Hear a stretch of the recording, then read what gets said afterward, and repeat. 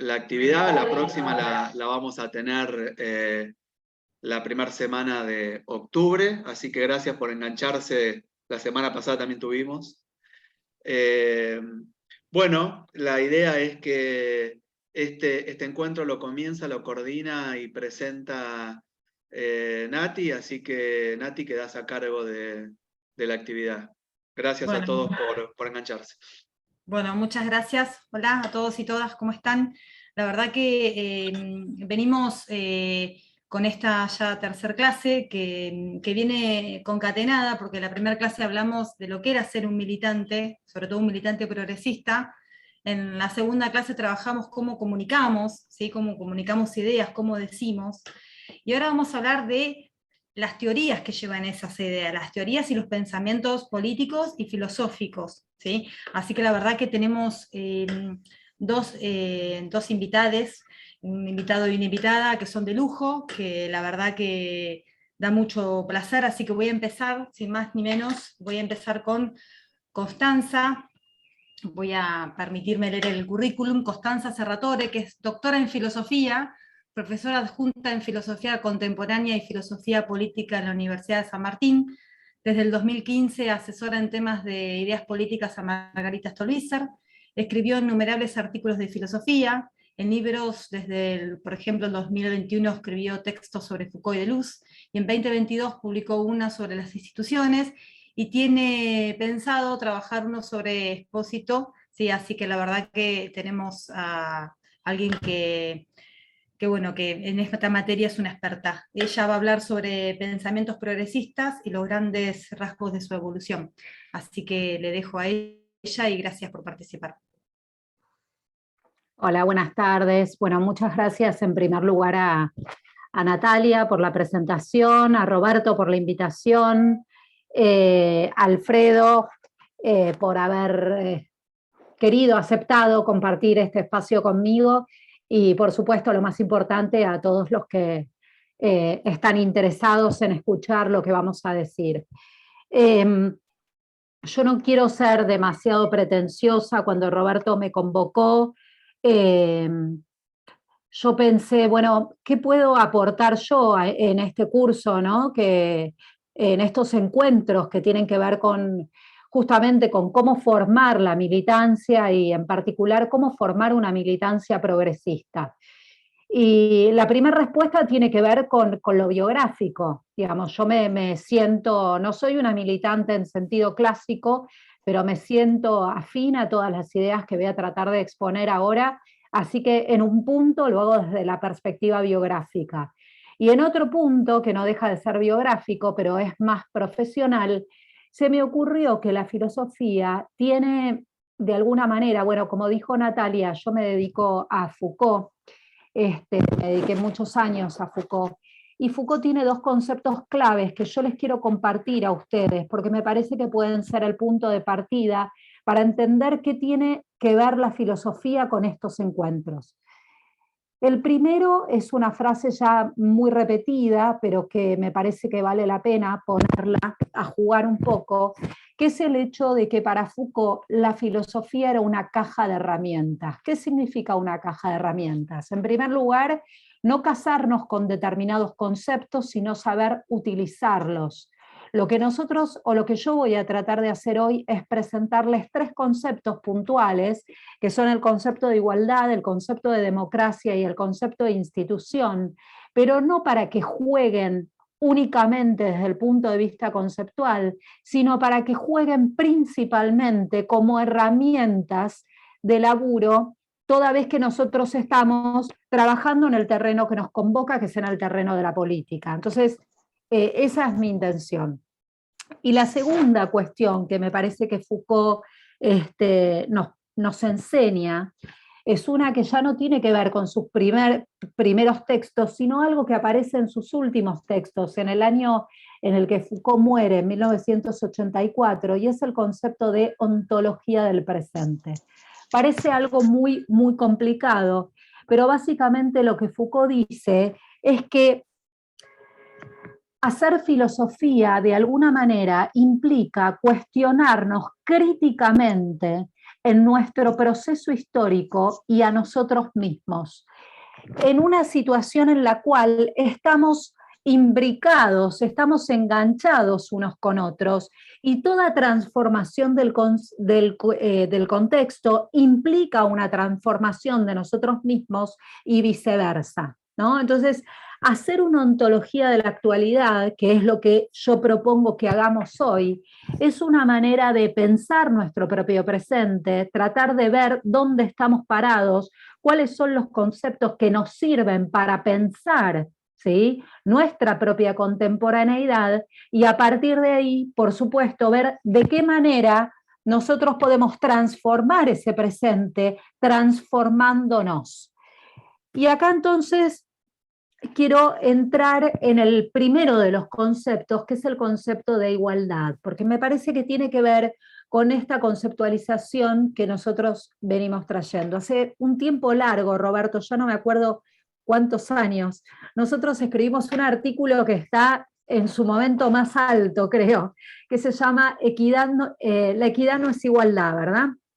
Y habíamos trabajado el concepto de equidad. En ese momento estábamos en una discusión política también interna, estaba dirigido a alguien puntualmente, pero nosotros habíamos trabajado el concepto de igualdad desde el punto de vista económico, en el que no me voy a meter porque obviamente no soy experta, eso puede hablar mucho más Roberto o cualquiera de los que sean especialistas en el tema, pero sí desde el punto de vista conceptual. Desde el punto de vista conceptual yo había trabajado con un autor francés muy interesante que yo les recomiendo, que se llama Rancière, con C, se escribe Rancière.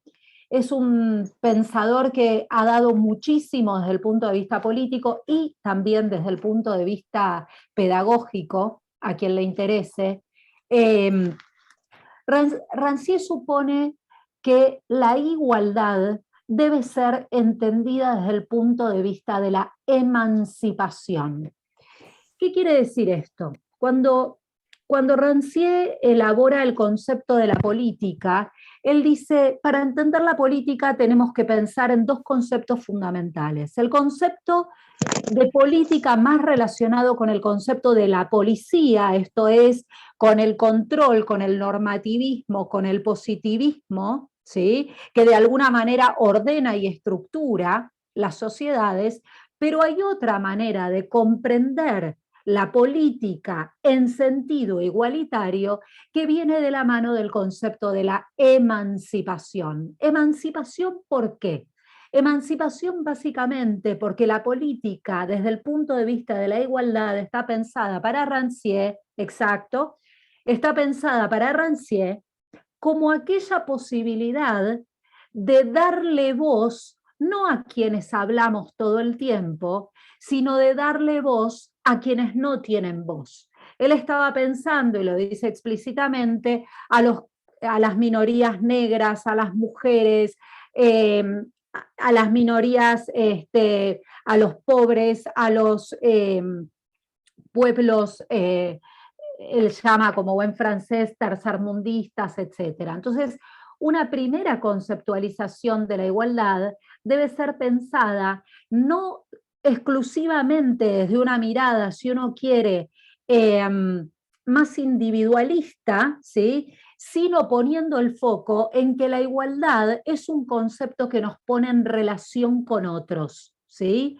Esta es la primera cosa que me parece que debemos pensar para entender la igualdad en el sentido progresista. La igualdad no implica que todos tengamos el mismo punto de partida o el mismo punto de llegada, siempre desde una consideración individual. La igualdad entendida desde Rancière, me parece que desde una perspectiva progresista, sin renunciar a lo que acabo de decir, ¿sí?, pretende justamente y en primer lugar una puesta en circulación de la palabra, ¿sí?, con los otros, la posibilidad de darle voz a un otro.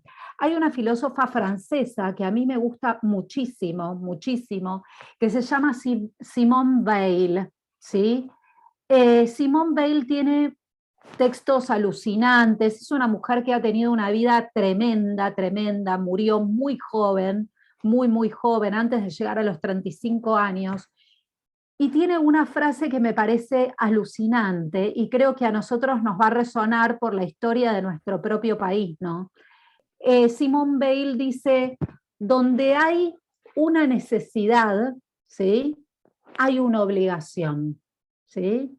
¿La obligación de quién es? La obligación es de todos aquellos que debemos necesariamente prestarle atención a un otro, ¿sí?, que de alguna manera puede no tener las posibilidades o las condiciones, ese famoso contexto histórico del cual hablaba Foucault, ¿sí?, no se le dispone de manera tal que pueda llegar a manifestar con su propia voz su necesidad. De modo que toda necesidad no es un derecho, sino que toda necesidad es antes que nada una obligación, dice Simone Weil. El segundo concepto, entonces, después profundizamos, por supuesto, en esta discusión, si ustedes tienen ganas, y si no, no importa. El segundo concepto en el que quiero trabajar es el concepto de democracia.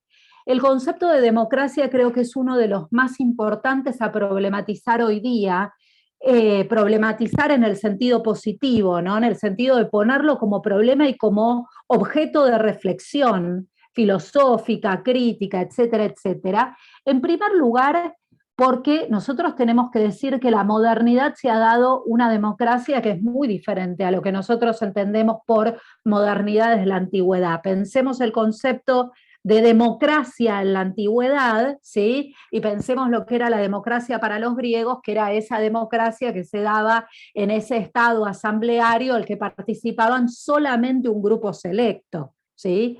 La democracia para nosotros tiene, por supuesto, otro valor y ha sido concebida fundamentalmente desde las dos revoluciones, la Revolución Francesa y la Revolución Norteamericana. Ahora bien, para trabajar el concepto de democracia, yo me apoyo en otro filósofo contemporáneo que se llama Lefort, Claude Lefort, que me parece que pone una idea que me resulta muy provocadora, provocativa, y que nos sirve para pensar la democracia y la política hoy día. La democracia para Lefort es concebida como el lugar del espacio vacío. ¿Qué quiere decir esto? La democracia para Lefort es concebida como el espacio del conflicto.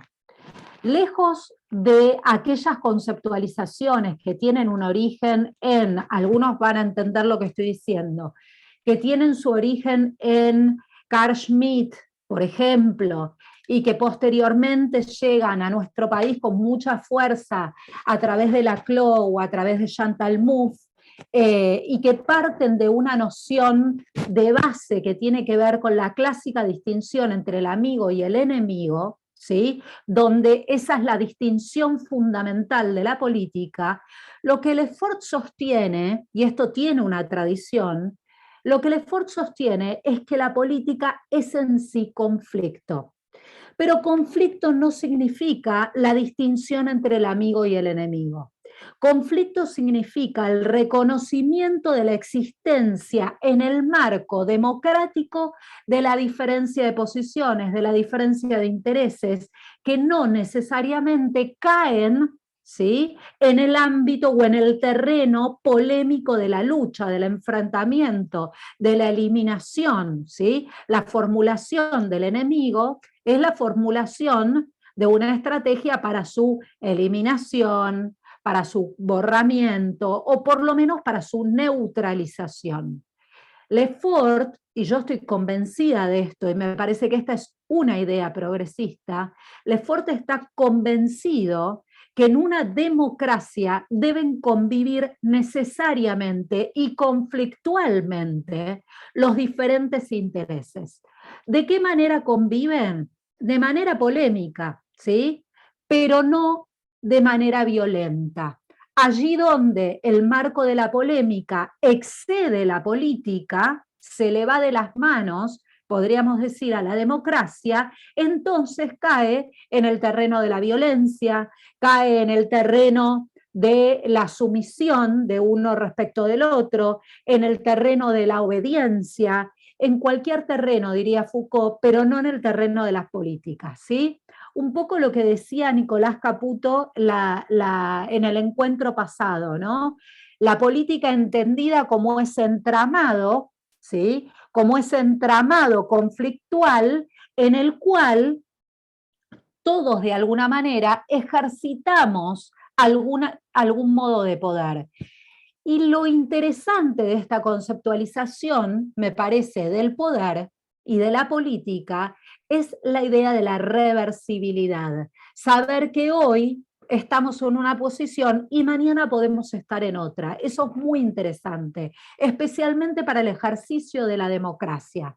Entonces no es una democracia que tiene como apoyatura el concepto de demos, el concepto de pueblo, entendido como aquello que es único, cerrado, clausurado, etcétera, etcétera, sino más bien entendido justamente como ese espacio vacío a partir del cual se establecen relaciones conflictivas sin que eso necesariamente obture, ¿sí?, la posición o la posibilidad del ejercicio de la política. Y aquí quiero pasar al tercer concepto. ¿Por qué no obturan el ejercicio de la política? ¿Por qué el conflicto no es un problema para la política? Es más, lo digo así, más provocativamente. ¿Por qué la política es conflicto? ¿Por qué la política supone las diferencias? Porque detrás de sí, ¿sí?, está el concepto de institución. La institución, ya no entendida de manera conservadora, esto es como lo que garantiza el status quo, que las cosas sean como están, sino llevado más bien del sustantivo institución al verbo instituir. Instituir significa crear, ¿sí? Instituir es siempre la creación de algo nuevo. La institución entendida como la posibilidad entonces de dar lugar al conflicto, ¿sí?, que se da en lo social, ¿sí?, y poder organizarlo, pero no de una manera única y cristalizada, pura y exclusivamente normativista, positivista, sino más bien, ¿sí?, como aquello capaz de poder ser un todo, un uno, un intercambio con lo social. Pensemos concretamente, por ejemplo, en la posibilidad de haber sacado la ley del aborto legal y gratuito. Pensemos en la posibilidad, tiempo atrás, de la ley del divorcio, ¿sí?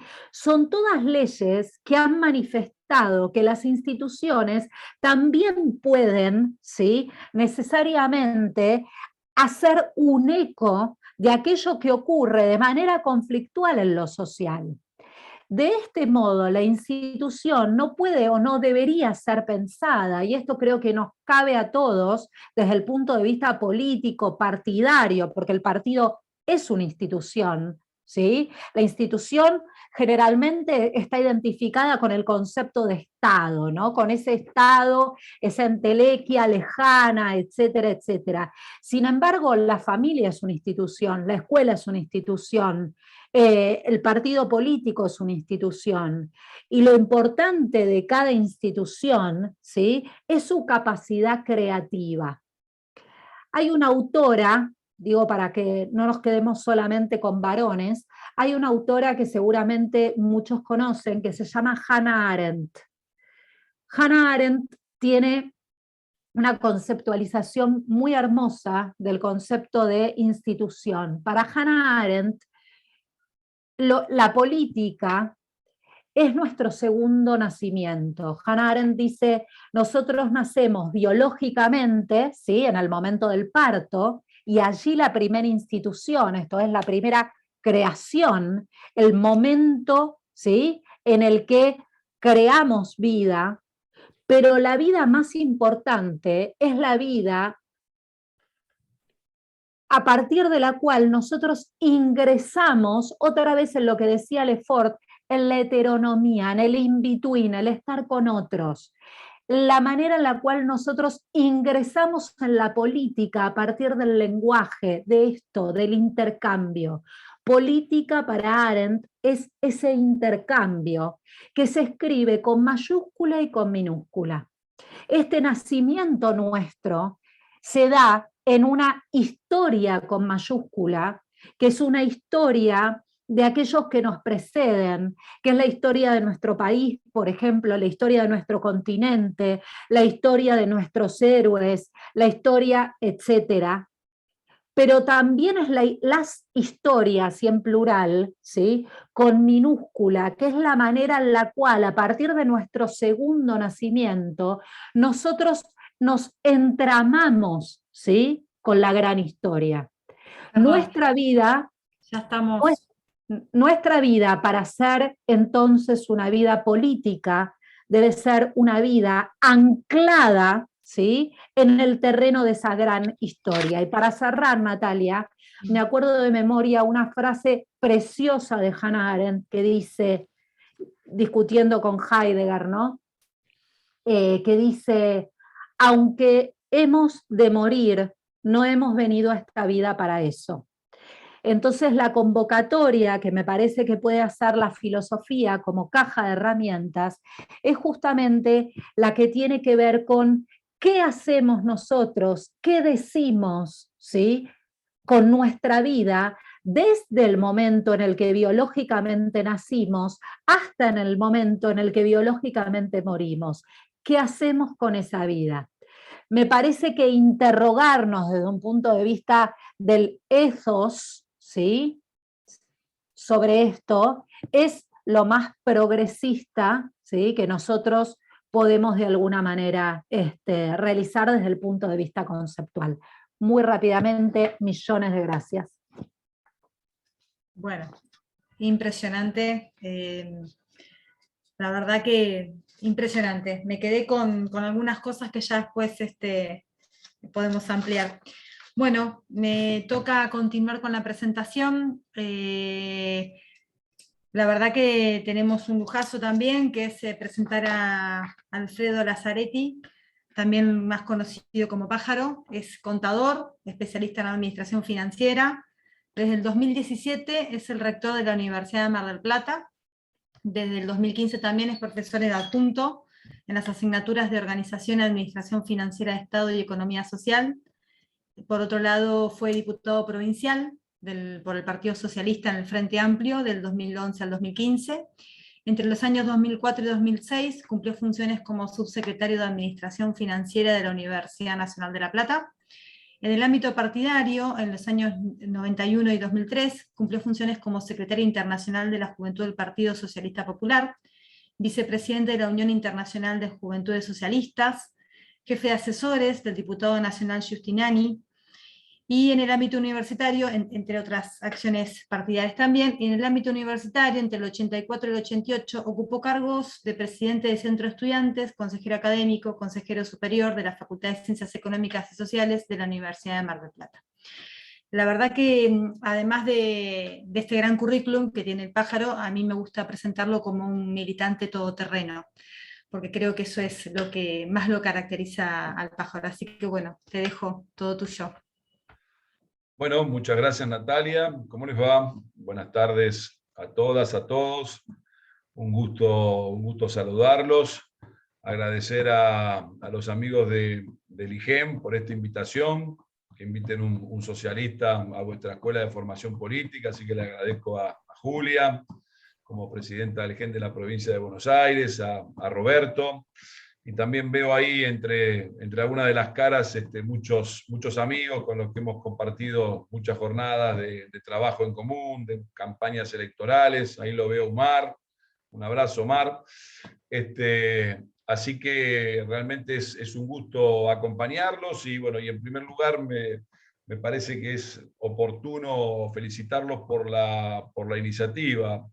Creo que es necesario fortalecer los partidos políticos como espacio de discusión de ideas y hacer el esfuerzo por capacitarnos, por formarnos, por debatir, por contar con cada vez más elementos que nos ayuden a de alguna manera tratar de comprender y entender un poquito más la difícil realidad que nos toca vivir. Así que creo que estos esfuerzos, que estas iniciativas son muy positivas y que hay que apuntalarlas. Ojalá que se repitan. Necesitamos recuperar de alguna manera la existencia de los partidos políticos para la democracia argentina.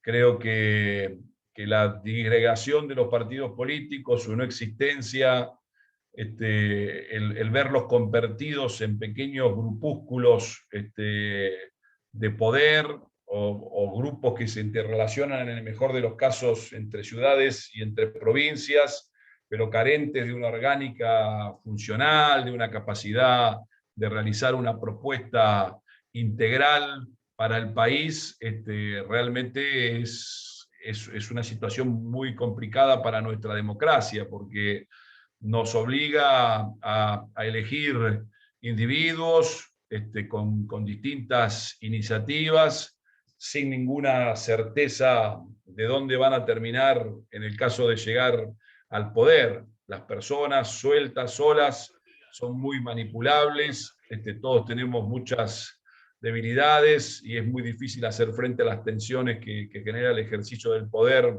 en cualquier institución. Como bien decía Constanza, no solo en la institución Estado, sino en las muchas instituciones que integran la sociedad. Y para poder llevar adelante una línea coherente que ajuste una práctica a un pensamiento, es necesario tener un partido político, tener un lugar a donde podamos tener un debate, donde podamos organizar un programa en torno a principios, en torno a valores y ver después cómo los plasmamos en las distintas áreas. Así que en buena hora que estemos trabajando aquí con los partidos. Creo que hay que hacer un esfuerzo muy grande también para tener esta discusión con los jóvenes. Yo creo que cuando la política se individualiza, desgraciadamente no nos va a llevar a buen puerto, y lo estamos viendo con el surgimiento de expresiones de antipolítica que se corporizan en determinados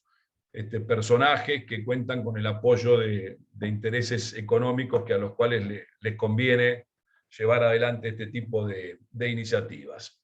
Bueno, dicho esto, esta reivindicación de los partidos políticos, un poco me había comentado Roberto, que la idea era charlar un poquitito acerca de esta idea socialista democrática, socialdemócrata, que tenemos en común, que compartimos, cuáles son sus orígenes, sus derroteros, y me parece en ese sentido importante tomar algo de los conceptos que planteaba Constanza, porque me parece que influyen y mucho en el pensamiento socialdemócrata. Tanto la palabra igualdad, democracia, instituciones, son temas que están muy, muy vinculados con el pensamiento socialista, que como ustedes saben es una idea moderna. Entendemos por modernidad cómo se plasmaron los ideales de las revoluciones franco-americanas, que venían enraizadas en el pensamiento de la Ilustración, que se va dando en el siglo XVI, XVII,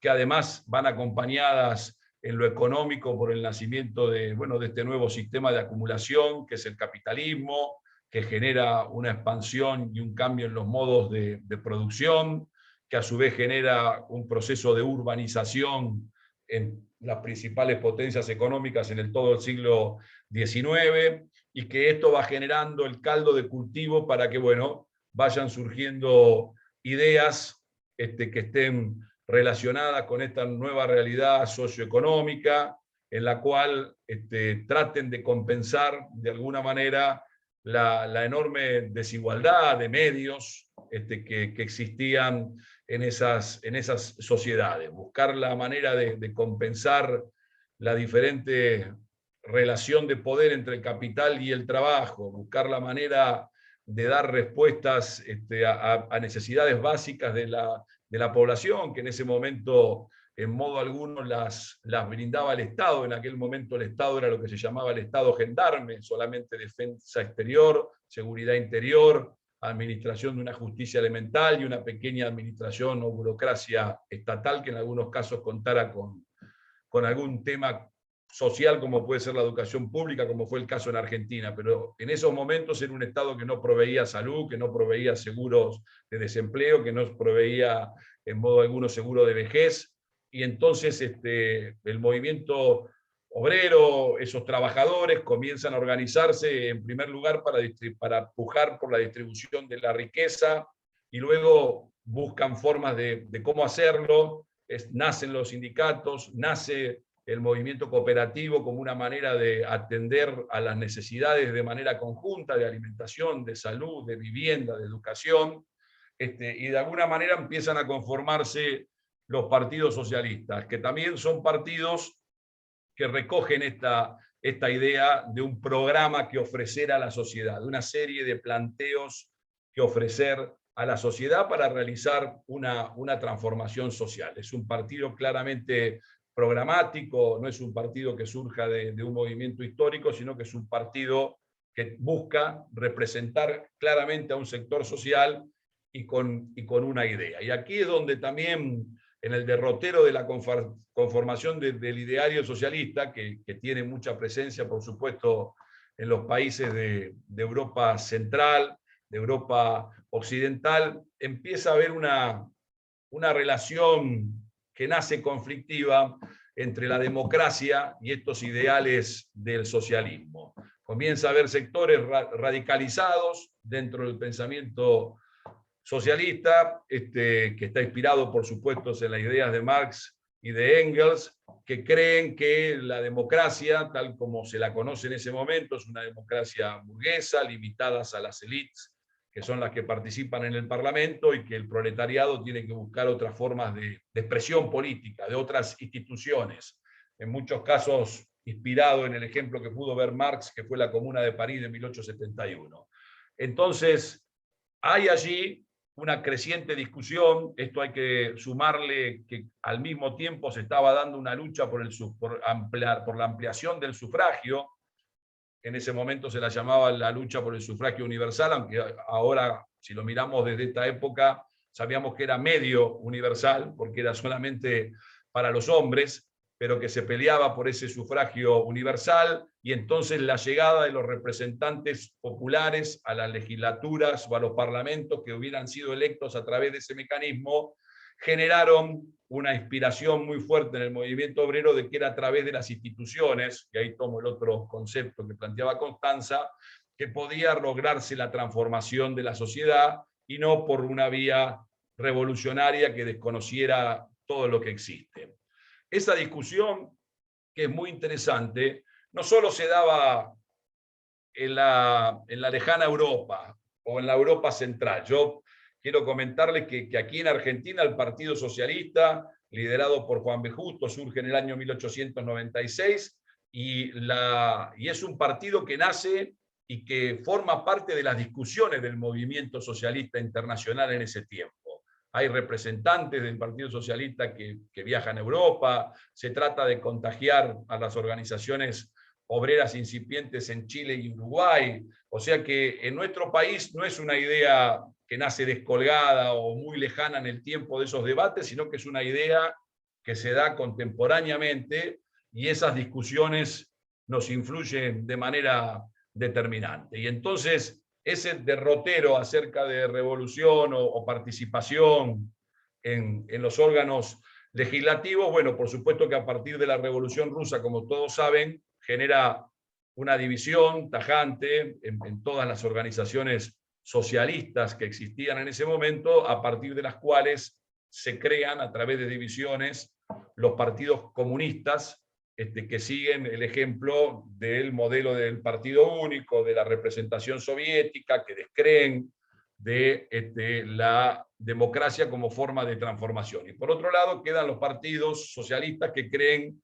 que el camino no es la revolución, sino que el camino es la participación en las instituciones, la ampliación del sufragio e integrarse a los parlamentos, y a través de la legislación poder lograr transformaciones. Fruto de este pensamiento surge la primera constitución, o el primer paso del constitucionalismo social, que es la Constitución del Weimar, que se da en Alemania en 1800, impulsada por la socialdemocracia que estaba en el ejercicio del poder. Hay un eco en América Latina, que es la revolución que surge, la Constitución que surge de la Revolución Mexicana, que sientan ambas las bases de este constitucionalismo social, que ya no solo habla de derechos políticos, como nos hablaba la Declaración del Hombre y del Ciudadano de la Revolución Francesa, sino que también se incorporan derechos sociales mucho más concretos, como a la educación, a la salud, a la vivienda, al derecho a los cuidados. Bien, entonces este socialismo, de alguna manera, es eclipsado, si se quiere, por el desarrollo de todo lo que es el pensamiento soviético, la maquinaria soviética, el pensamiento marxista-leninista soviético, que un poco eclipsa pensadores socialistas democráticos de un gran calado, como Bernstein en Alemania, como Jean Jaurès en Francia, que tiene una frase hermosa, que es que para Jean Jaurès la democracia era el mínimo de socialismo y el socialismo el máximo de democracia, en la convicción de que no podía haber socialismo sin democracia y que ambos se retroalimentaban para poder avanzar hacia una sociedad democrática con cada vez mayores niveles de inclusión social. Y ese pensamiento también se va desarrollando en esa línea de ese partido socialista que va creciendo en Argentina, previo a la gran crisis del 29, previo a la Primera y Segunda Guerra Mundial, que es un partido socialista que está inspirado en estas ideas. Y yo remarco esta división porque es una cuestión que nos acompaña hasta nuestros días. Ustedes sabrán el debate que existe en determinados sectores del llamado progresista en América Latina y en la región, donde la influencia de la Revolución Cubana fue tan grande, todo lo que fue la confrontación este-oeste, cómo se manifestó en nuestra América Latina, dejó poco espacio para ideas socialistas que mirasen o que estuvieran insertas en sociedades democráticas con instituciones parlamentarias. Las sociedades democráticas con instituciones parlamentarias eran muy pocas,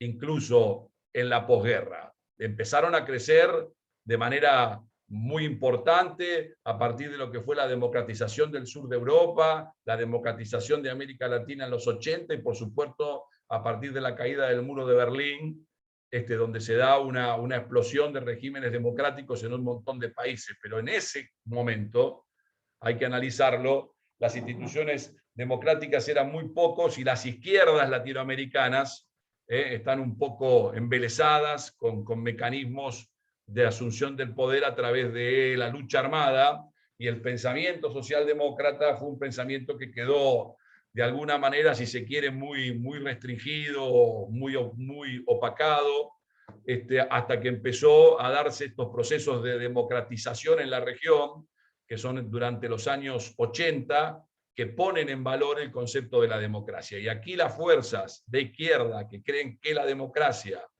es una manera de organización social transformadora y que se expresa a través de las instituciones, que por supuesto son perfectibles, que por supuesto tienen muchas carencias y que hay que fortalecerlas con instituciones de participación popular, pero que el camino pasa por ahí, pasa por el debate. La posibilidad de las democracias recuperadas en toda Sudamérica abre un espacio para que esas ideas crezcan con mucha mayor fuerza que la que habían tenido en un contexto que, por lo menos en Latinoamérica, resultaba muy adverso. No así en Europa, que después de la Segunda Guerra Mundial se dan los famosos 30 años gloriosos del crecimiento del estado de bienestar, que estuvo de la mano de ideas de partidos socialistas, socialdemócratas, en conjunto también con demócratas cristianos que construyen un estado de bienestar que todavía hoy, con sus limitaciones, sigue perdurando y sigue siendo un motivo de discusión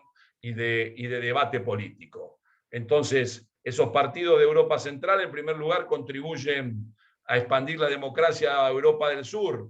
En los 70, la revolución de los claveles, la caída de Franco, la revolución de los coroneles en Grecia, se va generando allí espacios democráticos que después también acompañan la transición democrática en América Latina y van recuperando un espacio frente a un pensamiento comunista inspirado en el espacio soviético de un pensamiento socialdemócrata. Esa era la famosa tercera vía que se planteaba en algún momento en la Internacional Socialista, que era una tercera vía entre el comunismo y las ideas liberales de la democracia occidental, no la que planteó Tony Blair, que era una tercera vía entre la socialdemocracia y el liberalismo que nos llevaba a un centro bastante desabrido y con resignación de bastantes consignas. En nuestra región, creo que el pensamiento socialdemócrata tuvo un importante desarrollo. Yo creo que el gobierno de Alfonsín estuvo inspirado en el pensamiento del socialismo democrático. Yo siempre recuerdo una anécdota que nos contaba Dante Caputo, ya que hablaron de su hijo Nicolás. Dante Caputo había venido muy contento de una primera reunión de gabinete donde Alfonsín había planteado: vamos a hacer un gobierno socialdemócrata en la Argentina.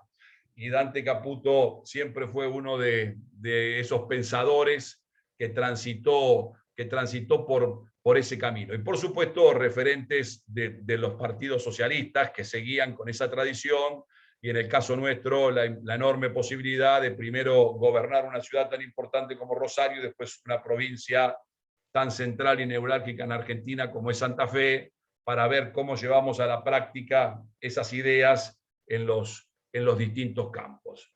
Yo creo que mucho se ha hablado en este inicio del siglo XXI acerca de la caída de la socialdemocracia y de su debilidad. Yo creo que por supuesto que hay momentos de picos de participación, picos de representatividad que han sido muy importantes, y picos de una caída electoral, de una caída en la representatividad que tengan los partidos que lleven adelante las ideas socialdemócratas. Yo quiero plantearles, para darles un panorama actual, de que si analizamos 30 países de Europa de hoy, los 27 de la Unión Europea y algunos más, en 9 de ellos la primer fuerza en las encuestas al día de hoy son partidos socialdemócratas, en 12 la segunda, o sea que estaríamos en 2/3 de lugares de mayor representatividad, y se gobiernan 9 países sobre 30, de los cuales se gobierna toda la región de Escandinavia después de mucho tiempo, un país tan importante como Alemania y toda la península ibérica en lo que se refiere a España y Portugal. Si eso es una ideología muerta, me parece que no es un diagnóstico acertado, y me parece que en América Latina, después de haber pasado una primera década de gobiernos progresistas, inspirados en ideas de distribución y redistribución de la riqueza, de inclusión social, de generar sociedades que tiendan a una mayor inclusión y una mayor igualdad, creo que también existe, bueno, de alguna manera el surgimiento en este último tiempo, bueno, de una izquierda que ponga en valor la cuestión de la democracia. Para nosotros siempre ha estado en tensión por motivos generacionales, por motivos históricos, lo que ha significado Cuba, lo que significó la Revolución Nicaragüense. Lo de Venezuela es más contemporáneo y arrancó bastante mal, pero me parece que hoy por hoy creo que está claro que si uno forma parte de un ideal socialista democrático no puede en modo alguno apoyar regímenes de partido único, no puede en modo alguno apoyar regímenes totalitarios y autocráticos como el que existen en Nicaragua y en Venezuela, y en eso tenemos que tener una definición clara, porque el concepto que define al socialismo democrático es la relación entre esta justicia distributiva y redistributiva y la democracia. Y me parece que la democracia... Alfredo, sí, ya, voy cerrando. ya estamos. La democracia tiene un conjunto de formas que la definen y que son importantes respetar, en donde por supuesto la libertad de expresión, de participación, de organización son fundamentales para poder darle sustancia luego a opciones y alternativas dentro de regímenes democráticos. Entonces, por supuesto que donde esas condiciones no se dan, donde se quiere generar una fachada electoral con alguna legitimidad de origen, pero en modo alguno de ejercicio ni de finalidad, me parece que son regímenes alejados de nuestro pensamiento, más allá después de posicionamientos políticos coyunturales que puedan tener en cuenta determinadas situaciones internacionales. Creo que hoy por hoy ese no puede ser en modo alguno modelos sociales que quienes estamos inspirados en el socialismo democrático, en la idea socialdemócrata, podemos seguir. Por eso me parece positivo movimientos que se están dando en la región, el caso de Colombia, de Chile. Vamos a ver cómo se va dando la evolución del ejercicio de esos gobiernos, porque creo que es fundamental profundizar esta visión del progresismo, que me parece que en nuestro país también cuesta llevarla adelante, porque bueno, muchas veces frutos de las historias políticas y de las opciones políticas en nuestro país, a veces tenemos la disyuntiva entre partidos que priorizan cuestiones relacionadas con lo social en desmedro de la calidad democrática, y opciones políticas que, si bien defienden una democracia representativa, republicana, tienen miradas económicas que en modo alguno favorecen a la distribución de la riqueza, y muchas veces nosotros, quienes profesamos una idea socialdemócrata, nos vemos tironeados entre ambos universos porque no hemos tenido la capacidad de generar una alternativa nacional que respete las instituciones, que jerarquice la democracia y que a su vez luche por la igualdad y por la redistribución de la riqueza. Yo creo que ese es el desafío pendiente que tenemos que trabajar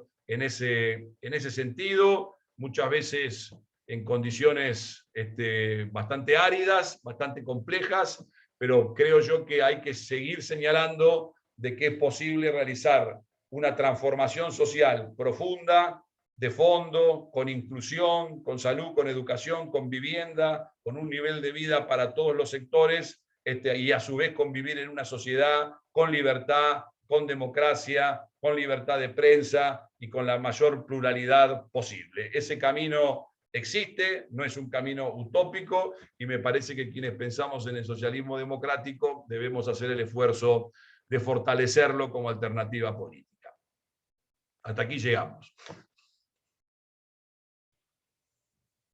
Bueno, muchas gracias, Alfredo, la verdad.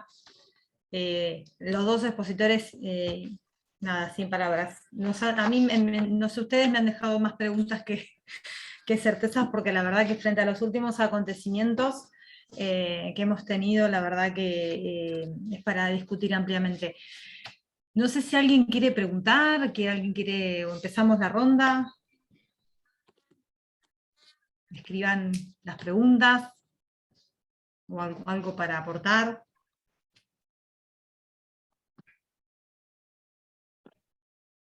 Bueno, empiezo yo para romper el hielo.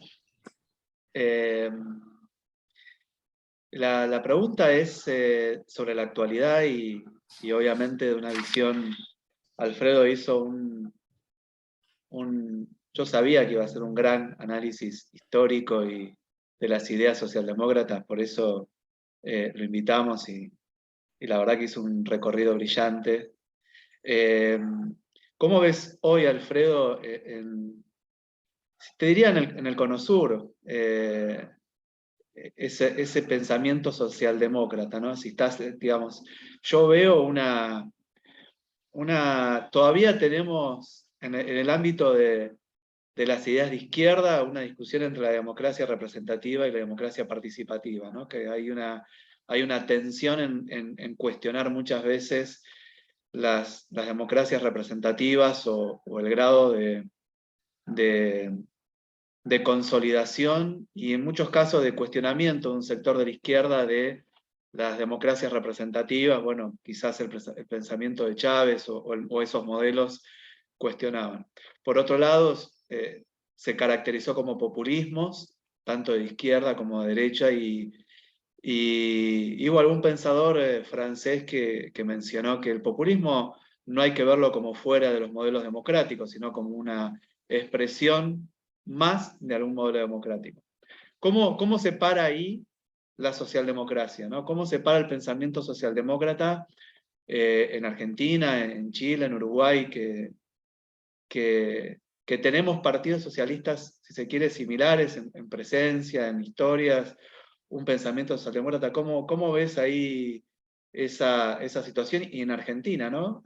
¿Qué medida tiene en el marco de las grandes coaliciones que hay?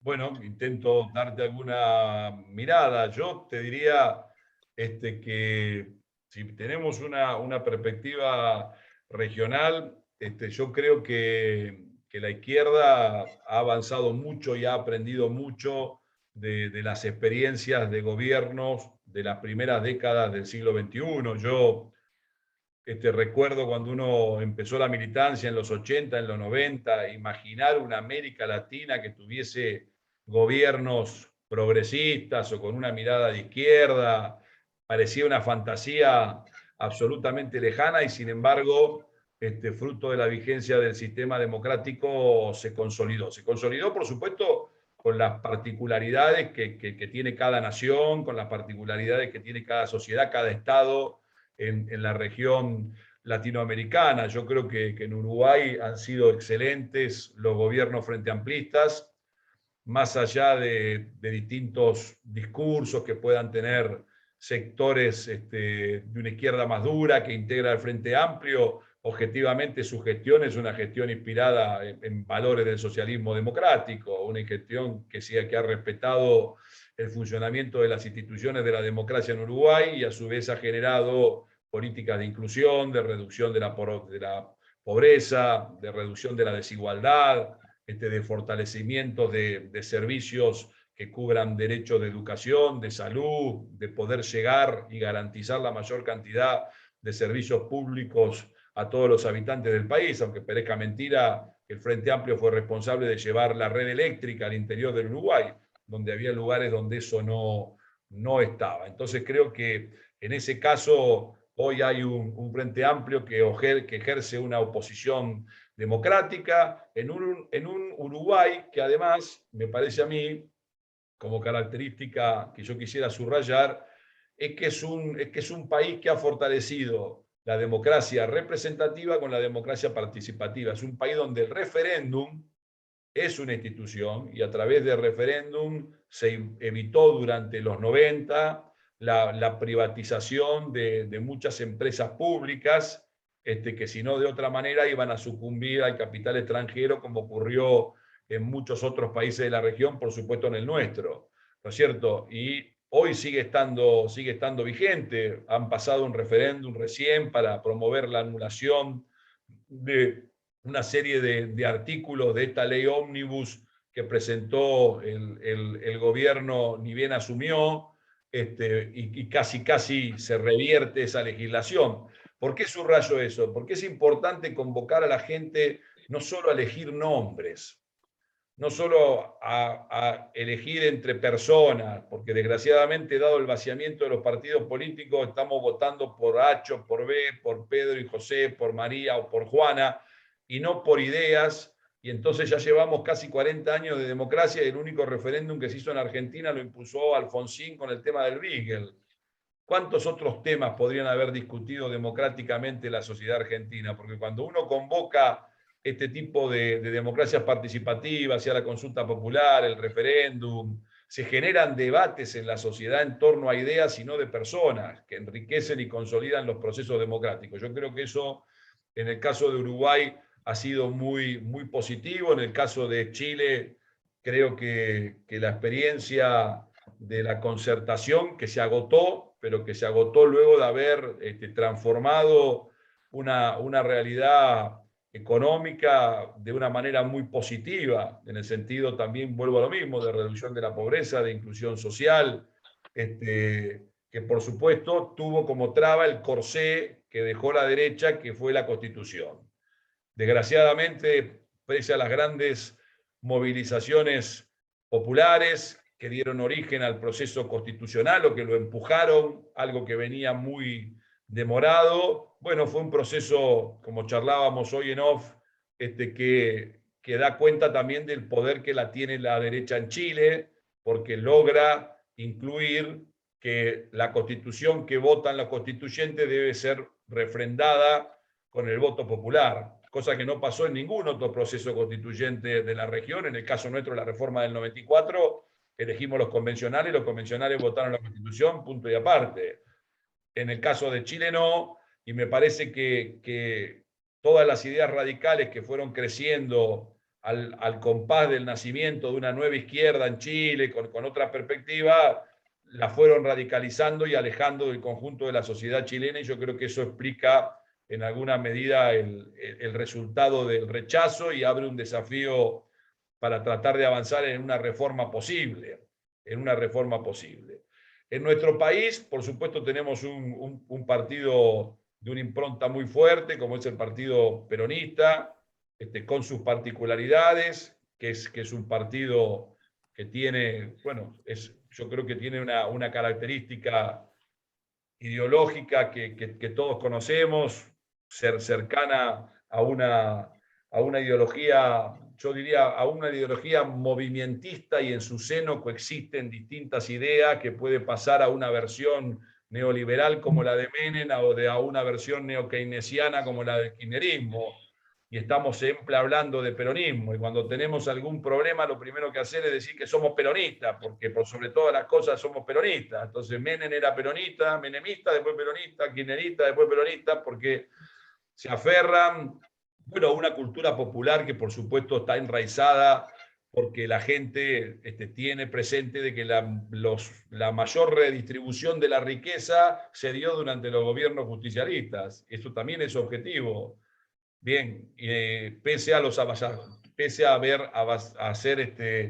ir en menoscabo de algunas cuestiones del buen funcionamiento de un sistema democrático, de una independencia del Poder Judicial, de un respeto de las minorías en los parlamentos y demás. Y por otro lado, me parece que tenemos ahora una novedad política muy negativa, que es que los sectores de la derecha han logrado organizar un partido político importante, que es el PRO, que antes no existía, que tiene una incidencia fuerte, un discurso fuerte, una práctica política muy, muy agresiva, y que abre un escenario nuevo a la política en Argentina. Entonces, vuelvo a lo mismo, muchas veces los sectores progresistas que intentamos construir una tercera opción, de la cual fuimos parte de manera conjunta cuando tratamos de crear el Frente Amplio Progresista, que tuvimos una excelente elección, después cuando hicimos progresista, que el electorado no nos acompañó, y después en otras opciones más. Bueno, hemos hecho un esfuerzo enorme por abrir esa tercera opción,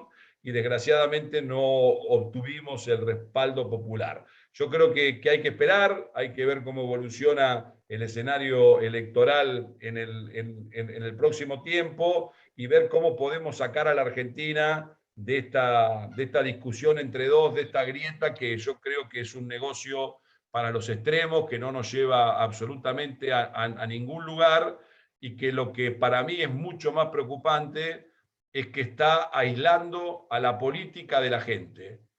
Yo creo que la gente está harta de ver políticos que discuten temas que no les interesan, que la política no toma los temas centrales de la sociedad, sino que queda enredada en temas que están siempre vinculados de alguna u otra manera con temas políticos, con parlamentos que tienen una debilidad de funcionamiento enorme. O sea que estamos atravesando una situación institucional muy delicada, lo que se suma el intento de atentado contra la vida de la presidencia, de la presidenta, que la expresidenta, actual vicepresidenta, que creo que desgraciadamente, en vez de promover un proceso de reflexión y de decir paremos la mano un poco, muchachos, y vamos a trabajar sobre comunes denominadores, me parece que va a potenciar los extremos.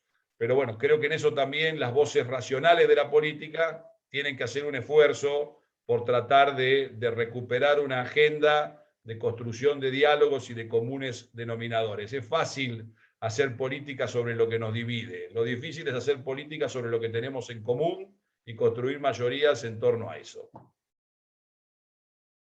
Bueno, Alfredo, acá hay una pregunta para vos que dice, ¿qué tan lejos estamos? Sí, ahí, pero primero estaba Martín Ferreira, que dice, ¿qué tan lejos estamos de volver a un estado de bienestar en Argentina? ¿qué tan difícil es salir del populismo? La democracia participativa con presupuestos participativos locales reales. ¿Estamos muy lejos a nivel provincial? Te dejo la inquietud. A ver, no, yo le quiero plantear lo siguiente, por ahí le suena un poco contradictorio, pero yo creo que nosotros los argentinos siempre tenemos en la cabeza lo que pensamos que podríamos haber sido y no somos.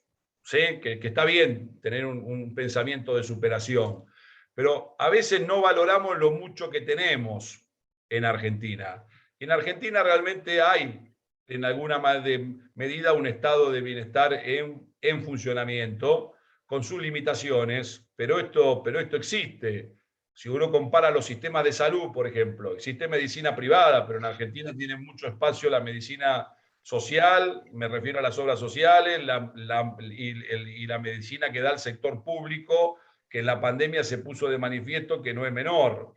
Tenemos un sistema de educación pública que ha perdido mucha calidad, es cierto, pero depende dónde, porque en el interior bonaerense y en las pequeñas localidades sigue siendo la columna vertebral de la educación, y tenemos un sistema educativo universitario que también es muy abierto, muy positivo, muy inclusivo. Tenemos un sistema de ciencia y tecnología que va creciendo. Tenemos un sistema de salud pública para nuestros jubilados que sí tiene muchos defectos, pero existe. Si uno compara eso con otros países de América Central o del norte de Sudamérica, no hay nada que se le parezca. Entonces digo, Argentina tiene de alguna manera un sistema de bienestar social que por supuesto necesita ajustes, por supuesto que se puede ampliar muchísimo más y darle más calidad, pero no podemos desconocer que existe. Y me parece que de alguna manera quienes pensamos en estas cuestiones, con esta mirada social y de inclusión, los tenemos que defender, por supuesto, la mejor manera es mejorándolos y aportando posibilidades para eso. Pero yo creo que hay mucho de positivo que se realiza en Argentina desde el sector estatal y que se está haciendo y que se está haciendo bien y que se viene haciendo desde hace mucho tiempo con independencia de los gobiernos, desde laboratorios medicinales estatales, desde distintos ámbitos de producción pública que tratan de dar respuesta no por la vía del mercado a necesidades humanas tan importantes como la vivienda, la educación y la salud.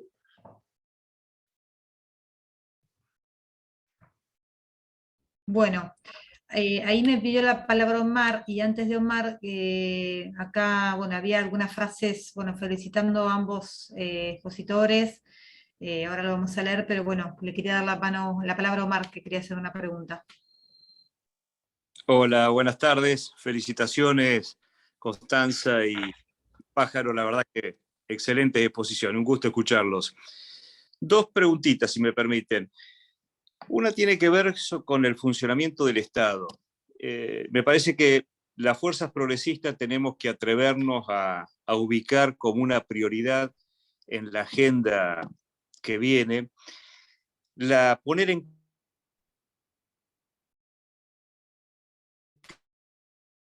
crisis el funcionamiento del Estado. Discúlpame, Omar, se entrecorta mucho. Se corta, Omar. Quizás si sacás la cámara saldría más claro. Disculpa.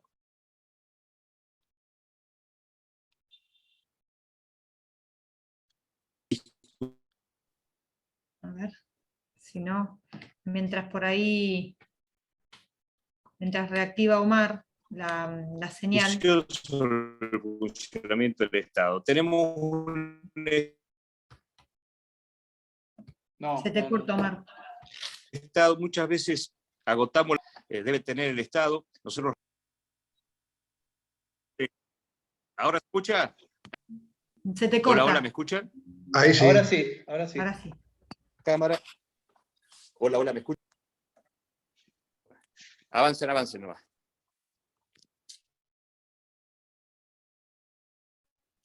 Mientras leo una para Constanza, de parte de Flavia, que dice: es necesario hacer hincapié en la frase. A ver ahí, Omar. Se corta. Quiero seguir, Natalia, porque se corta. Hagámosle la Sí, pregunta por a eso. Constanza. Ahí seguimos. Para Constanza, ¿es necesario hacer hincapié en la frase de donde hay una necesidad, hay una obligación? Comparándola con la célebre frase de Eva, donde hay una necesidad, nace un derecho. Constanza. Y gracias por esta pregunta, Flavia, o por esta observación. En verdad la realicé de manera provocativa, ¿no? Porque nos resuena siempre. Esta frase Flavia la escribe esta excelente filósofa Simone Weil en un texto maravilloso que, si no me equivoco, es de antes de 1930, por lo tanto es muy anterior. Y ella, para trabajar el concepto de obligación, ¿no? Parte de una noción que es muy interesante, que es la noción de atención, ¿sí? Atención en el sentido más elemental del término, en el sentido de prestarle atención a un otro, ¿no? Esta filósofa es brillante, es maravillosa, es complicadísima. Bueno, Alfredo tiene un pasaje muy interesante por el Partido Socialista, Simone Weil, y de hecho ella luchó en el frente contra el ejército de Franco, ¿sí? En la frontera española. Tiene una historia que es casi tan interesante como su filosofía. Y ella tiene una frase cuando dice esto, ¿no? Donde hay una necesidad y una obligación, que lo pone en relación con esta idea. Ella dice, ¿qué es un desgraciado, no? Y dice, un desgraciado es aquel que dice, ¿por qué me has quitado la mirada? ¿No? Entonces, la desgracia es aquel, digo, también poniéndolo, relacionándolo un poco con todo esto que relató Alfredo, ¿no? Que tiene que ver con la cuestión de la desigualdad, etcétera. Ella lo está pensando en términos de abandono, ¿no? Lo primero que hay es el abandono de un otro, ¿sí? El abandono en el sentido más primario, en el sentido de la atención. Yo puedo responder a tu necesidad, estoy obligado a responder a tu necesidad, en la medida en que sé que tu necesidad existe. Volvemos al mismo punto del effort, de la democracia y de distintas conceptualizaciones, ¿no? Donde lo más importante es generar ese ethos, ¿no? Esa ética donde en realidad la política y la sociedad se apoya en esta construcción hibridada de unos y otros, necesariamente. Y siempre unos con otros, y vuelvo un poco provocativamente también a la referencia sobre el populismo, donde muchas veces allí lo que pasa es que hay una definición de pueblo, ¿sí? Que es donde tenemos el problema más grande, ¿no? El populismo refiere a un pueblo. Ahora, ¿qué es este pueblo? Hay ciertos autores, los que traje yo acá, que sostienen que el pueblo es diferencia, que el pueblo nunca es unitario, que el pueblo no puede ser mirado de manera única, etcétera, etcétera, etcétera. Entonces, ahí abrimos claramente este enorme frente progresista en distintas líneas. Una cosa es pensar el progresismo entendido como el conflicto, la diferencia, la tensión hacia un otro, la obligación respecto de la necesidad del otro, y otra cosa es pensar el populus entendido como el demos único, ¿sí? Entonces, allí entramos en dos conceptualizaciones diferentes. Me parece que un poco también hay que trabajar sobre esa diferencia, porque es una trampa en la que tanto socialismo como Gena a veces quedamos un poco atrapados, ¿no? Pero bueno, nada, esa es lo primero que se me ocurre. Yo te hablaría de Simone Weil horas.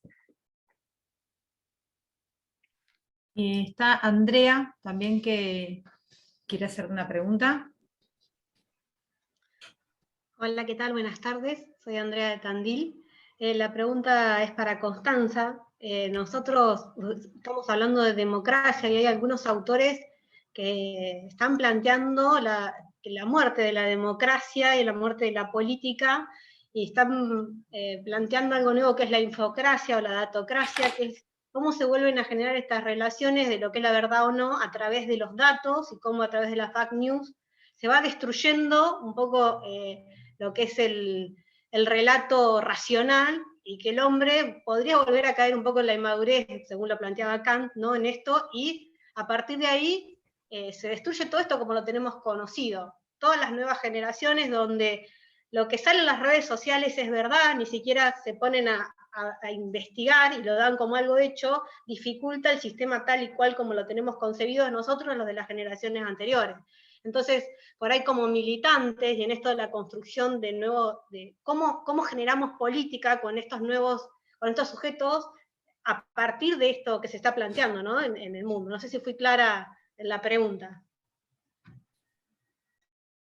Recontra clara, Andrea. Yo creo que ahí tenemos muchísimo para pensar. No tengo una respuesta para darte, porque realmente estoy en la misma situación de desconcierto que vos, ¿no? Soy de tu misma generación, me parece, y veo esto como una extrema dificultad, pero más que por un problema porque esté puesto en jaque la democracia, me parece que es un poco lo que vos decís antes. Me parece que lo que está puesto en jaque es la democracia tal como nosotros lo entendemos. Entonces, de alguna manera, vuelvo a la idea de institución como el instituir y como la creación, ¿no? De alguna manera, la institución debe crearse sus formas de incorporar nuevas subjetividades que tengan estas maneras de relacionarse. Yo creo que, y este es un punto de vista absolutamente personal, y pese a que a mí me genera el mismo fastidio que a vos, o más quizá, pero lo cierto es que de alguna manera estas son las formas de comunicación que se están construyendo. Y no lo veo del todo negativo. Digo, está bien, no chequean la información, bueno, habría que trabajar ahí. Ahora, también es cierto que la posibilidad de que la información circule por canales no tradicionales, tampoco está mal, ¿no? Digo, me parece que no habría que generar tanta resistencia, sino de qué manera esto que ya vino, que ya está, puede en un modo mejorarse, digamos, podamos adaptarnos. Me parece que va más por ahí.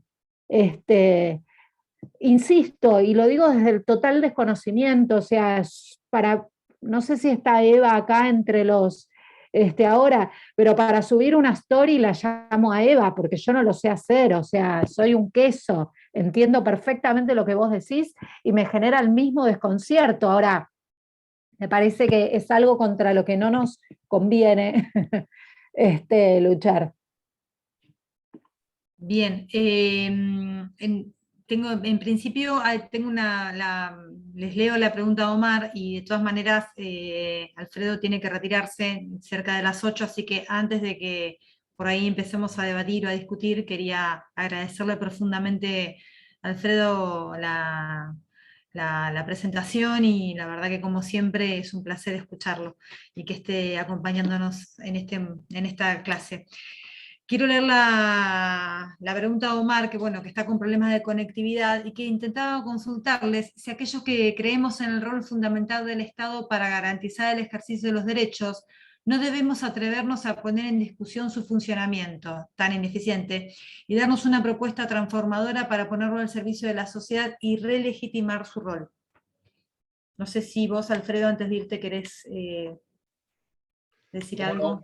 ¿Cómo no? Aprovecho de hacer esta última intervención. Yo, por supuesto, que comparto la inquietud de Omar. Nosotros tenemos que, los que pensamos que el Estado va a contribuir de alguna manera en su nuevo rol de producir bienes y servicios para satisfacer necesidades públicas, tiene que hacerlo de la manera más eficiente posible y más participativa posible. Entonces yo creo que hay que atreverse a poner en cuestión, por supuesto, el funcionamiento del Estado. Yo creo que acá el tema central es qué es lo que puede poner un freno a los poderes fácticos de la economía. Y yo creo que lo que puede poner un freno a los poderes fácticos de la economía es la política. Y la política lo puede poner a través de las instituciones, entre ellas el Estado.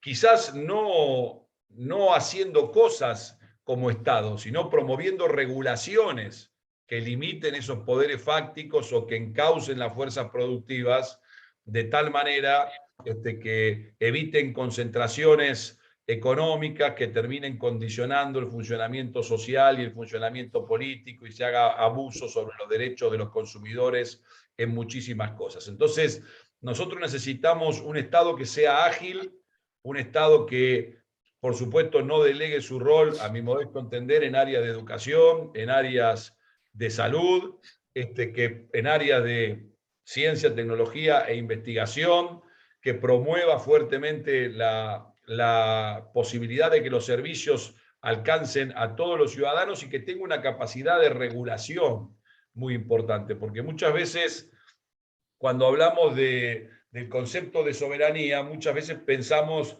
la soberanía únicamente en relación hacia terceros estados y muchas veces Dante Caputo nos hablaba que es importante tener gobiernos soberanos en la posibilidad de imponerle sus decisiones a los poderes fácticos de la economía, que tienen una gran capacidad de condicionar las decisiones de los gobiernos democráticamente elegidos. Entonces, un Estado fuerte, un gobierno fuerte, es aquel que puede regular la economía y canalizarla en provecho de un desarrollo sustentable, con redistribución social, tratando de que el aumento de la riqueza y la de producción alcance a todos. Y para eso, por supuesto que necesitamos revisar el funcionamiento del Estado para hacerlo eficiente. Existen bolsones parasitarios del Estado en muchísimos ámbitos que hay que revisar. Hay que recuperar el concepto de los servidores públicos para quienes estamos en el Estado. Hay que volver a darle un inmenso valor al esfuerzo que realizan los contribuyentes a través del pago de impuestos y manejar esos dineros con mucha austeridad, con mucha inteligencia y con mucha eficiencia. Yo creo que hay muchísimo para hacer para recuperar y relegitimar el rol del Estado como lo planteaba Omar. Así que a mí me parece que eso, por supuesto, que tiene que ser un tema central de las fuerzas progresistas y a veces nos va a tener que llevar a tomar, bueno, algunas decisiones difíciles que por ahí nos enfrenten o nos lleven a situaciones complejas con trabajadores del sector público, pero me parece que hay que tenerlas presentes a la hora de poder garantizarle a la ciudadanía mejores servicios y a una ciudadanía que valore la presencia del Estado en su rol de regulador de la economía y prestador de servicios. Así que yo comparto la mirada que tiene Omar. Esto también hay que tenerlo presente, que se tiene que dar en los 3 niveles jurisdiccionales. El Estado no es solo el Estado nacional, tenemos el Estado provincial, tenemos los estados municipales, que muchas veces son los que están más cerca de las necesidades de la gente y son los que cuentan con los menores recursos, por lo cual creo que hay que fortalecer el Estado municipal en la medida que se pueda dotarlos de autonomía, como dice la Constitución Nacional en el artículo 123, que las provincias deben garantizar el ejercicio de la autonomía de los municipios, que no se ha hecho en muchas provincias del país, particularmente en la provincia de Buenos Aires, seguimos con un régimen que data del año 58, que es la Ley Orgánica Municipal. Tenemos que pelear por la autonomía municipal y tenemos que pelear por más recursos para los estados municipales, porque son los que los pueden gastar de manera más eficiente, porque están en la proximidad de la gente. Y después también tenemos que entender que entre la prestación de servicios por parte de privados y la prestación de servicios por parte del Estado, también existe otra manera eficiente de asignar los recursos, que es la prestación de servicios a través de la economía social. Enorme cantidad de cooperativas en el interior bonaerense y en el interior del país proveen de manera eficiente los servicios de gas, de telefonía por cable, que ya van vías de extinción, pero lo hacían y algunas se han modernizado con las nuevas tecnologías, de electricidad, de provisión de servicios sanitarios. Creo que también hay maneras no estatales, pero sí sociales, el manejo de los bienes comunes, que tanto nos hablaba la última premio Nobel, Elinor Ostrom, que son muy positivos y que se pueden impulsar como formas también, no con fines de lucro, no con la acumulación de capital, sino con la creación de un capital social y con participación social. Entonces, me parece que hay un camino allí en mejorar el funcionamiento del Estado, en recuperar esas formas de organización social para satisfacer necesidades. Existen las estructuras, las herramientas para poder hacerlo y, por supuesto, regular y controlar las fuerzas que libera el mercado, que indefectiblemente se terminan concentrando en favor de los más poderosos y en detrimento de los sectores más minoritarios de la sociedad. Así que comparto tu mirada, Omar, vamos por un Estado eficiente y por un Estado que tenga una fuerte capacidad de regulación de la economía para que el pez grande no se coma al pez chico, para que podamos desarrollar un tejido de pequeñas y medianas empresas que son las que generan trabajo, las que están en las localidades y las que me parece que de alguna manera también descentralizan el poder en distintos actores de la economía. Bueno, con esto termino. Muchas gracias, sinceramente, por la invitación. Les pido disculpas, que tengo otro compromiso y no los puedo seguir acompañando. Ha sido un gusto y humildemente instarlos a seguir debatiendo, a seguir discutiendo en instancias de estos tipos. Necesitamos recuperar los partidos políticos y la actividad de capacitación creo que es una de las fundamentales que tenemos que llevar adelante. Chao. Gracias, Alfredo. Muchas gracias. Por acompañarlos. Mientras tanto, tenemos una pregunta de Mariela para Constanza, que dice, desde el lugar del concepto de la atención, ¿se suma la necesidad de darle voz a las minorías?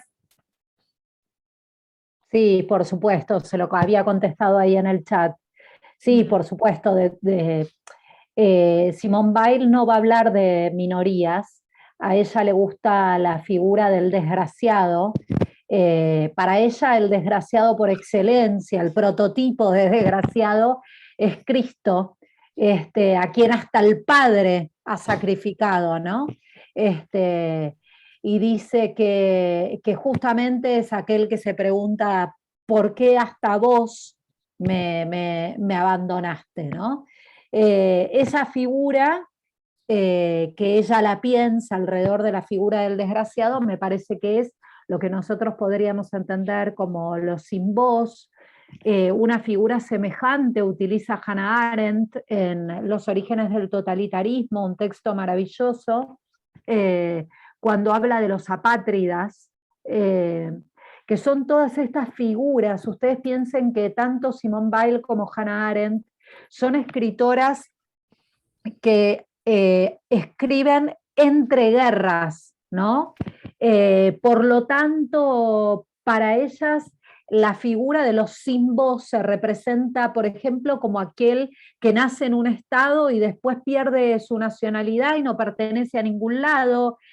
Bueno, un poco también esto sigue ocurriendo en nuestros días, ¿no? Pero sí, claramente lo que tienen en común el desgraciado, la apátrida, el desposeído, el pobre, etcétera, etcétera, es la carencia de voz. Sí, sin lugar a dudas. Yo para hacerte una pregunta, Constanza, vos hablaste en un momento de que la política es un conflicto, de que tenemos que convivir con diferentes intereses que no están exentos de polémicas, podemos disentir, pero obviamente no incluir la violencia. ¿Cómo podemos trabajar esto frente a todo lo que está ocurriendo, todo lo que explota en función de lo que ocurrió el último jueves con el ataque a la vicepresidenta y de la división que hay en la sociedad, de los discursos que se generan, de los ataques que siguen continuando, digamos, de la responsabilidad política que tenemos los espacios, y cómo podemos incluirlo en todos estos conceptos políticos que vos estás diciendo? Mira, Natalia, es fundamental, creo yo, poder pensar, no tengo una respuesta directa, o sea, si yo me quedara exclusivamente en el plano teórico, te tendría que decir que, bueno, que estamos en un desborde, ¿sí?, de lo que ciertos autores entienden por política, y estamos entrando en otros espacios. ¿Por qué? Porque el conflicto ya devino un atentado. A ver, cuando estos autores están pensando en la noción de conflicto de intereses o de lucha de fuerzas, estoy pensando también en Nietzsche, etcétera, etcétera, yo creo que lo que están poniendo es justamente esa posibilidad de discutir polémicamente, si vos querés, en un ámbito, ¿sí? O en un entramado en el cual todos medianamente tenemos cierta posibilidad de ejercer, de contestar, volviendo a la cuestión de la voz, ¿no? Volviendo a la cuestión del lenguaje. Ahora bien, se dan ciertas instancias, me parece, en nuestros días, en las cuales no tengo tan claro que eso a veces ocurra, o que ocurra todo el tiempo, ¿no? Si nosotros contextualizamos este último mes, tenemos una serie de sucesos en los cuales, por supuesto, el más grave, sin lugar a dudas, fue el atentado contra la vicepresidente, no solamente por ser Cristina Fernández, sino porque es un atentado contra la institución, ¿sí? Contra el segundo cargo más importante para un país presidencialista y personalista como el nuestro. Ahora bien, todo esto tiene un trasfondo, tiene un comienzo, etcétera, y muchas veces yo, no sé, tengo dudas de si, digamos, si un atentado es política. Yo creo que lo que hay que hacer es buscar una respuesta política, ¿no? Pero a mí me parece que eso claramente es violencia, y la violencia excede la política. La violencia entra en otro terreno. Yo con eso soy casi como que intransigente, ¿no? Me parece que estamos en otro terreno. Como decía Foucault, donde hay poder hay resistencia, y si no hay dominación, ahí hay dominación. Vos no podés ir con un arma y apuntarle a alguien en la cabeza. Eso no entra dentro de la lógica de la política, de la democracia, etcétera, etcétera. Ahora bien, como digo esto, también digo, qué sé yo, entra dentro del discurso de la democracia poder hacer una crítica, poder decir algo, poder contestar, poder hacer una denuncia, poder llevar un caso a la justicia, y que no necesariamente eso sea traducido como discurso de odio, ¿no? Entonces, ahí es como que hay que empezar también a ver qué cae dentro del terreno de la política y qué desborda la política, ¿no? Y me parece que entender que las instituciones, esto es muy importante para mí, que la institución es la garante, ¿sí?, de la existencia del conflicto, y de que el conflicto no desborde en dominación, en violencia, etcétera, etcétera, es fundamental. Por ende, me parece que lo que hay que hacer es recursar este episodio al terreno institucional, tiene que volver al ámbito de la política. Eso es lo que a mí se me ocurre, Natalia, decirte, ¿no? Es algo que me tiene pensando un montón. No es una posición cerrada, quiero decir. No, es un tema conflictivo. Bien, no sé si alguien tiene alguna pregunta. Mientras tanto, quería leer algunos de los mensajes que fueron dejando.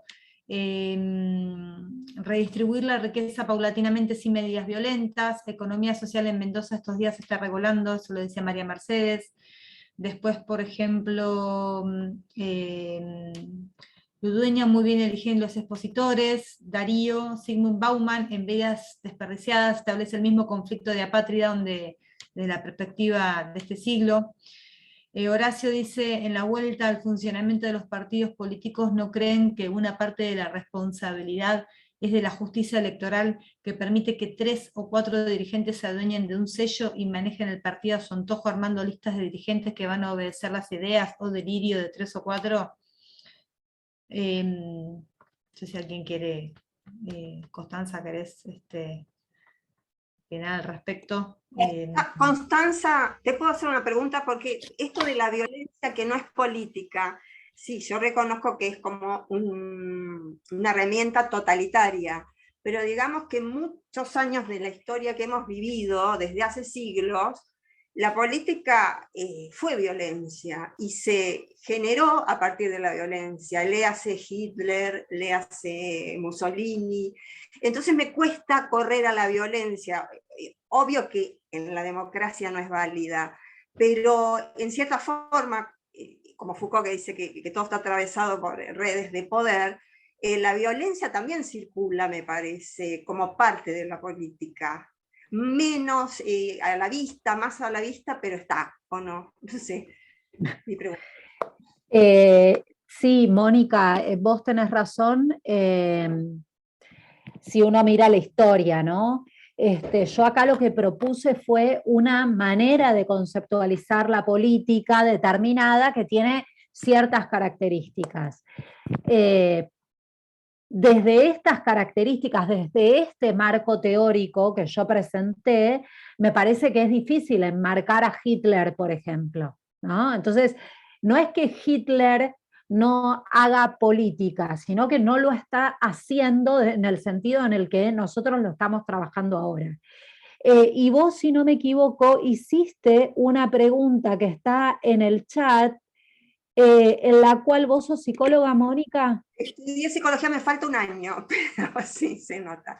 Sospechás muy bien que acá está, por supuesto, trabajando Freud y Lacan, por supuesto. Además, Foucault era psicólogo también, además. Sí. Y aparte, Lefort trabajó con Lacan, se educó con Lacan, es de la misma generación. Y a mí me parece que sí, que Freud está operando también desde otros textos, si querés, metapsicológicos, etcétera, etcétera, pero sí, la operación de Hannah Arendt de incluir al hombre en la historia, en una segunda vida, a partir del lenguaje, creo que es fuertemente influenciada por Lacan, sin lugar a dudas.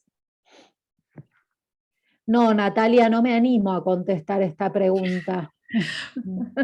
Bueno, ¿alguien más quiere hacer alguna pregunta? Yo quisiera hacer una pregunta. Horacio. Sí.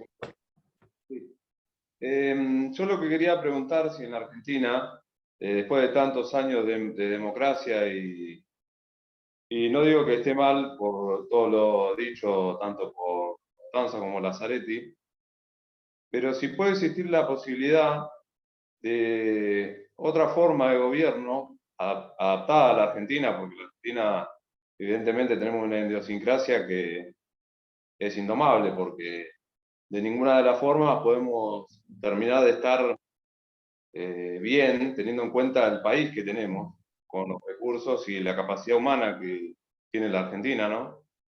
Si puede existir alguna otra forma de gobierno, teniendo en cuenta que la democracia en esta Argentina termina siendo una de las formas de gobierno más desigual que hay. Porque el que tiene más poder, la democracia la usa mejor. Y aquel que no lo tiene, vive mal. En este país, últimamente, con los distintos gobiernos, tanto populistas como democráticos, tenemos una pobreza que hay que empeñarse en tenerla, porque lo que es el país no debería haber ningún pobre. Lo único que hacemos como país es salir afuera a pedir plata, a pedir inversiones, teniendo el país que tenemos, con la riqueza natural y la riqueza humana que tenemos. Eso es lo que quería preguntar.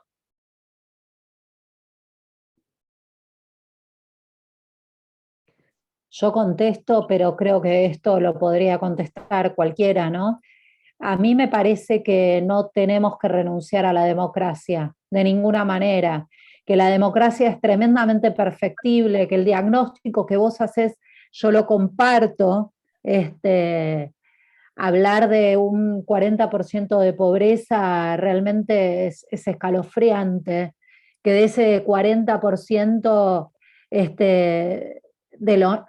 del universo de los niños, el 50% esté por debajo de la línea de pobreza, es escalofriante. Y si uno ingresa, hace lecturas más finas, por ejemplo, en el terreno de la educación, uno se pregunta realmente hacia dónde vamos, asusta. Yo creo, Horacio, que vos tenés razón en el diagnóstico, pero me parece, o por lo menos esta es mi apuesta, de ninguna manera hay que renunciar a la democracia. Hay que preguntarnos qué estamos haciendo con esta democracia en todo caso. Pero por lo menos yo lo pensaría por ahí. Y creo que nosotros como partido tenemos la obligación de prepararnos y de pensar qué haríamos, qué hacemos, cuáles son nuestras propuestas, cómo nos armamos. Digo. Sí, a ver, si me permiten, estamos casi llegando a las 2 horas de actividad y realmente, digamos, las exposiciones estuvieron buenísimas y la verdad complementarias, ¿no es cierto? Y esta invitación, esta convocatoria que haces, Constanza, permanentemente a pensarnos, a reflexionar. Vos trajiste una carga teórica importantísima, con conceptos muy fuertes. Creo que estamos en un momento y en una etapa donde seguramente elaboraremos nuevas conceptualizaciones y nuevas categorías, producto de lo que nos toca vivir, no solamente como país, ¿no es cierto? En un mundo globalizado, donde estamos atravesando un fuerte conflicto bélico a nivel internacional. A veces parece que la dinámica y la endogamia propia nos permite ver más allá, pero eso seguramente tendrá incidencia en la producción de pensamiento en materia política, y el aporte de Alfredo, contundente, práctico, más allá del raconto histórico que hizo, muy enfocado desde la praxis política, digamos, que puede aportar desde su trayectoria y desde la experiencia que se ha podido construir a nivel internacional y a nivel también nacional. Creo que es un aporte muy significativo para el desarrollo de este curso de formación política. Nos quedan varios encuentros por delante y también la instancia de poder elaborar que es la propuesta que desde el Instituto IGEN hicimos para poder certificar este curso, de elaborar algunas de las temáticas que se desarrollen en los diferentes encuentros. Acá, desde la bibliografía que aportaste, desde las referencias conceptuales, hay mucho para seguir trabajando hasta el próximo encuentro.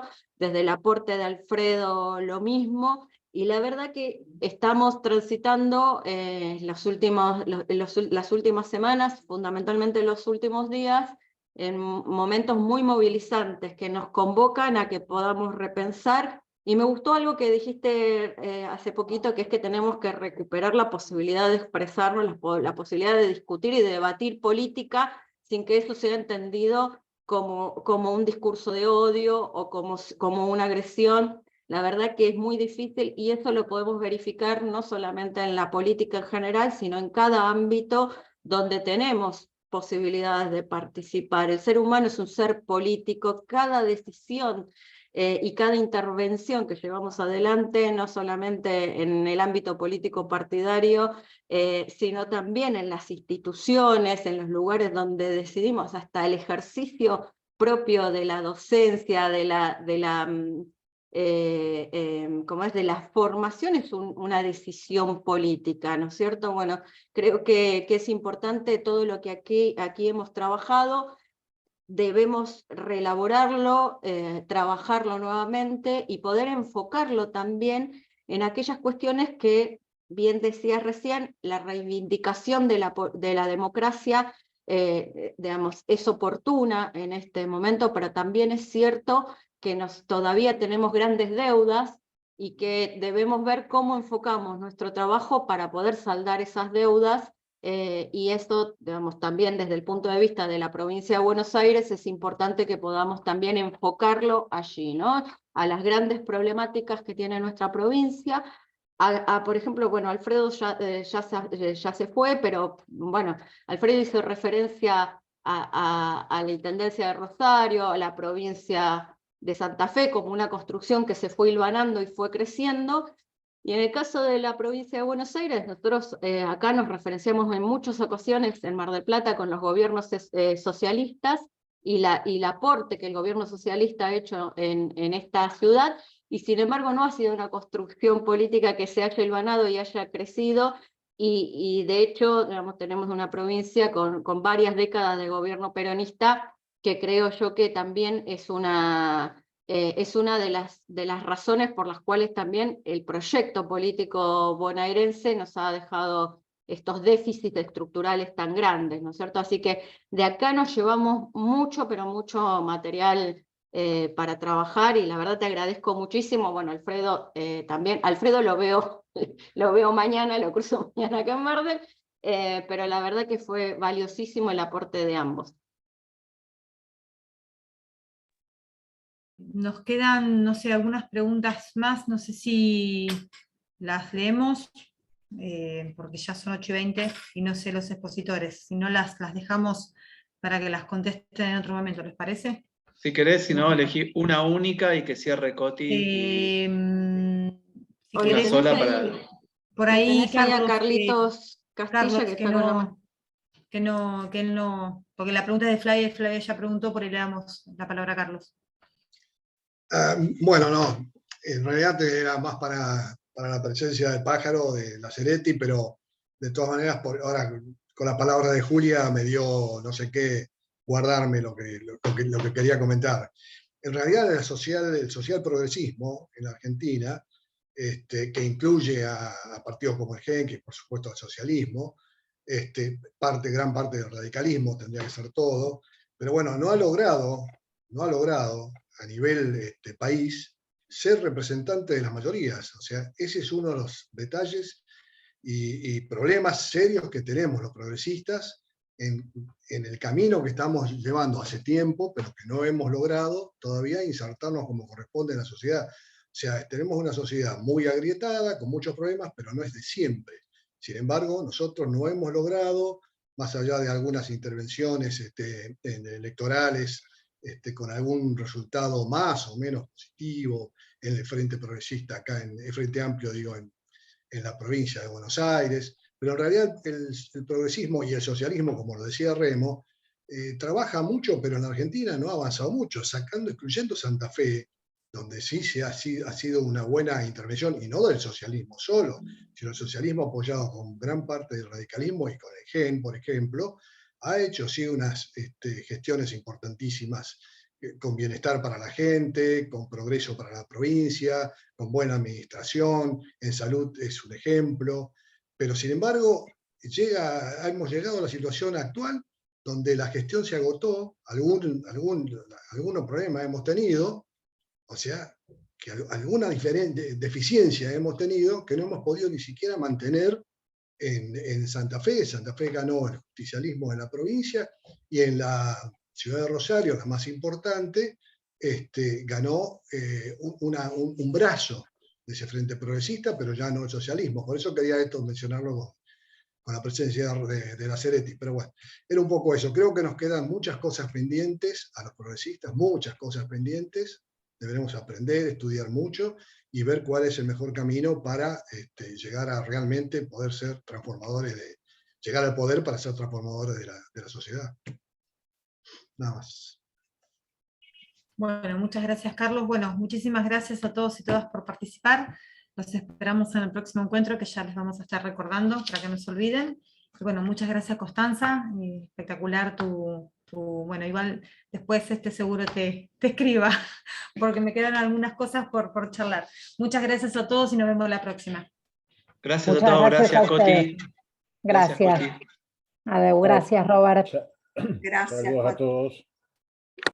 Chau, Natalia, gracias. Chau, Julia.